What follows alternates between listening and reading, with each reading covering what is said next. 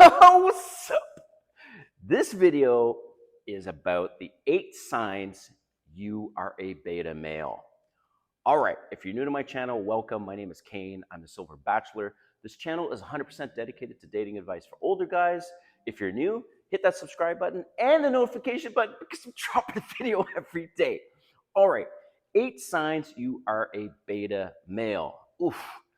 All right, I was inspired to do this video because I saw an interview with Joe Rogan, and just looking at my notes here, Miriam Nakamoto.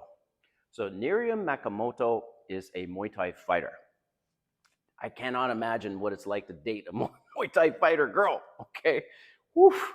Or a police officer or any other woman that's in kind of an alpha career, successful real estate agent, whatever. I'm open to dating doctors, and I almost went on a date with a criminal prosecution lawyer, whatever. But just alpha women in general, I have not been on that many dates with them. So Muay Thai fighter. All right. And I'm going to get into the 8 things, but just bear with me for a minute because I just need to set the tone here. So Muay Thai fighter, so she's telling Joe Rogan. So Joe Rogan asks her, so how are things going with your boyfriend? Because I guess she was with this guy for 2 years or something. So she says, well, I'm not dating him anymore. And he's like, oh shit, well, what happened? So she said that her boyfriend was sparring with another dude, and the dude was kicking his ass. So the dude almost knocked out her boyfriend. Her boyfriend fell on the ground, and the dude went in to punch him in the face as he was on the ground, and her boyfriend cowered in fear, like, don't do it. And she said she watched that, and it turned her off so much that she couldn't date him anymore. I was like, what the fuck? So Joe Rogan asked her, he's like, whoa, so why did it bother you that much? And she said, because instead of him looking up at the guy who was about to punch him, knock him out, and going, fuck you, motherfucker, and taking it on the chin, he cowered like a little girl and out of fear. Oof. So this is our reality, guys. Women have these expectations of us in terms of masculinity and holding our masculine frame. It's sad, but it's true. You can't cry in front of women. They see it as weakness. You can't even be getting your ass kicked in a Muay Thai fight and the guy's about to fucking knock your jaw apart, and like you don't want him to hit you, right? Like, fuck.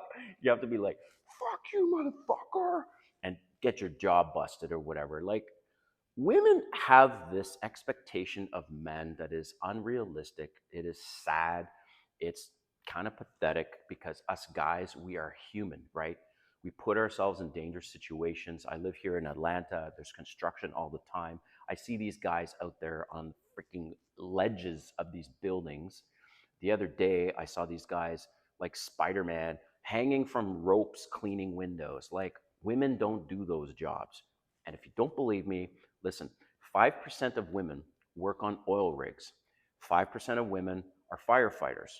12% of women are police officers. 12% of women are in the army. Women do not want to do those dangerous jobs. They've had opportunities to do these jobs for a long time, but they don't want to do them. Yet they have these expectations of men that we have to be freaking like emotionally cold and like Spartans, and have like, don't cry, don't have fear. It's ridiculous. But anyways, enough of all that. I want to get into this, the 8 things, the 8 signs that you're a beta male. And I'm not going to give you all 8 on this video because I need to explain all of them. But this video is not going to be very long anyway. So number 1 sign you're a beta male is you don't step up to men when challenged. So we as men get challenged in a lot of situations, whether some guy's complaining that we're parking in his spot and it's not his spot, or like it's a verbal challenge or it's a physical challenge. But especially, most importantly, if you're around a woman and you're not stepping up to men that are challenging you, she's going to see that, and she's going to see that you're fucking weak, okay? Perfect example is I was married before. And during my marriage, one time, somebody cut me off, and it wasn't even that bad. And I made the mistake of not at least reacting to it. So she saw that and she's like, well, aren't you going to do something? And in that situation, I said, well, he wasn't that close to our car. It, I know, guys, it's pathetic. It's like, it's sad. Women want you to fucking react. They want you to get mad, not lose your temper, but they want you to react when any man is challenging you. And it was a guy driving the other car. Like, my reaction should have been, oh, that motherfucker, or something, right? So it's the same thing if a oh, another one. I'm freestyling here. So if a guy butts in front of you in line and you don't say anything and you're with your girl, ooh, that is bad, man. And the guy might be but 6'4", 300 pounds, right? And you're like, oh, goddamn, right? But for her sake and your sake, you better say something.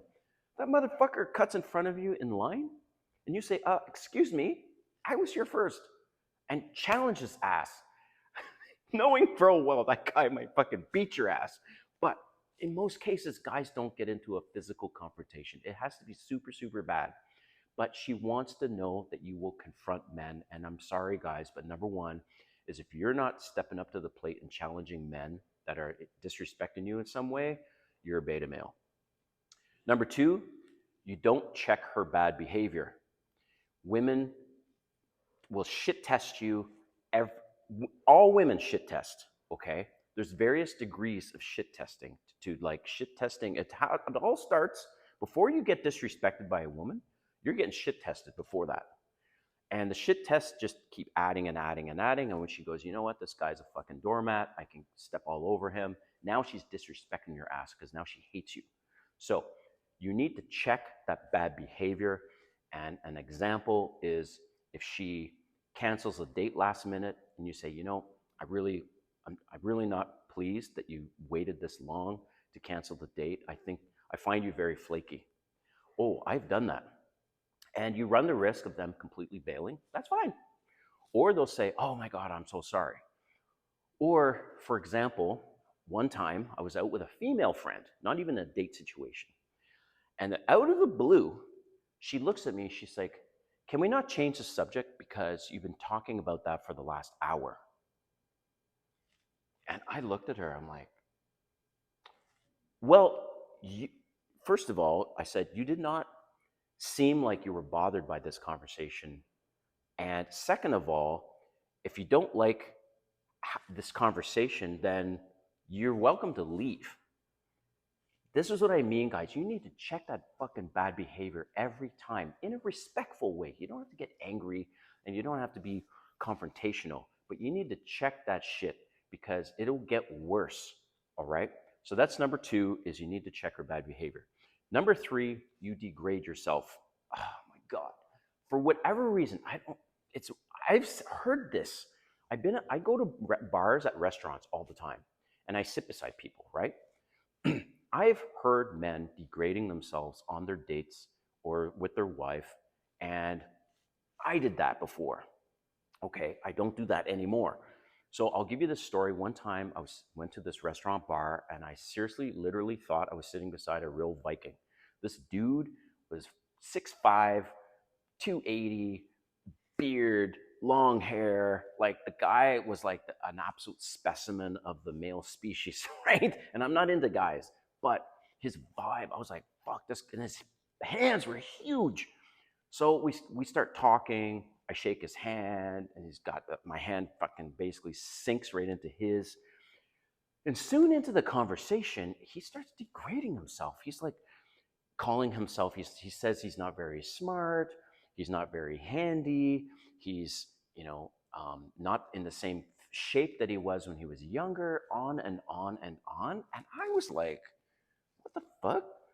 I was turned off, and I wasn't even not attracted to men, but turned off in a way. I was like, this guy sucks. So you guys do that, and you need to check it. So Don't make okay, I'm bald, right? I went bald here, so I just shave it all off. I never make a comment about, well, I'm bald and I used to have glorious hair back in the day. Nope. Um, I don't have a full six pack. I've got like a four pack ish.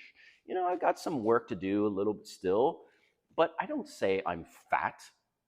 I don't say I'm short. I'm 5'7". I don't talk about any of that shit. I don't degrade myself ever. And if somebody says, well, you're old, women might say this, well, I like dating old guys, and say, well, they're not old, they're wise. See what I mean? You can flip it to a positive, okay? So the other thing you want to do is, just looking at my notes, is so you don't want to degrade yourself, right? And you don't take the lead. Women want a leader in a relationship. They want to know you're taking the lead. You'll plan the date. You say, hey, let's meet on Friday at 7 at this place, okay? Also, sorry, my laptop was just checking the thing. Okay, 5, you don't have an unwavering opinion. If you have an opinion and you have some evidence on that opinion and why you have this opinion, stick to it. Don't let her try to change your opinion. You go, no, this is my opinion, and this is the way it is. For example, of all divorces, 70% are filed by women, right? There's very little advantage to a man getting married. So you just state that and you stick to it. So the other thing is, number 6, is you don't control the kissing or the sex. And what I mean by that is she may try this on you where she now doesn't want to kiss you romantically. And again, it's kind of tied to the bad behavior. You want to check that and go, why don't you want to kiss me anymore? And don't accept the excuses. Same thing with sex. Be like, hey, things are going so well. Now you're pulling back. What's going on? Because I'm not happy about this. All right. So that's number 6. Number 7, you don't walk away. When it gets really bad, you need to walk away and you say, you know what? I think we need some time apart. And you need to be willing to do that because betas will fucking be a doormat and they're not willing to walk away. And then last, number 8 is betas don't typically say no. And women might say, hey, do you want to go to this thing or whatever? And it's really, really not up your alley at all. And you say, could we do something else? And let compromise and let's do this. A lot of betas, because you're so desperate and like, hoping you have sex with her someday, and you never say no. And that's the thing. That's the last thing, is you need to be able to say no and be able to just stick to your guns and not let her walk all over you. So hope you like this video, and we'll see you next time.